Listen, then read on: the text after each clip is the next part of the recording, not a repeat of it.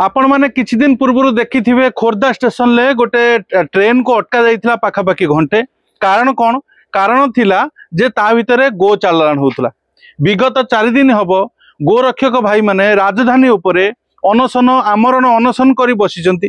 काली खुशीर खबर जे बीजेपी रो किछि नेता जाई सेठी सेमानंकु अनशन भंगैचंती। आउ सेमान केमिति भविष्यत रे गो रक्षा पई किछि आईन आसीबो से आईन पई गोटे प्रतिश्रुति देइचंती। किंतु मो कहया कथा एया जे एते दिन हेलानी ओडिसा डबल इंजिन सरकार आसलानी।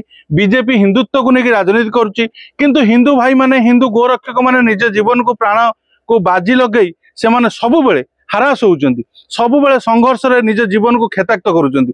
मोर गोटे कथा कहया कथा आउ गोटे कथा एया जे पुलिस भाई माने कथा जानि पर नहांती, किंतु गोरक्षक भाई माने पाखरे केमिति खबर पहुंची जे कोठी गो चालन होउची या माने 100% प्रशासन एथिरे सहयोग करूची। नहले प्रशासन 100% से ये जिनसटा को इग्नोर करिया पई चाहूची। नहले एक जिनसटा हबो केमिति आज्ञा? बिना प्रशासन ले सहायता रे ए जिनसटा केबे भी हेई परिवनी। एमाने जो निरीह पिला माने जो माने गो माता पई जीवन दउचंती, निज परिवार को भूक्षेप न करी निज परिवार को न नै एमान जेतले जे जिनसटा प्रति भूक्षेप न करी निज जीवन को बाजी लगाउचंती, से समय आम चिंतार विषय जे बीजेपी सरकार जदि गोटे दृढ़ कार्यानुष्ठान प्रति देइथिबा प्रतिश्रुति न रखे ताले 100% भविष्यत रे आउरी जोरदार आंदोलन हबो।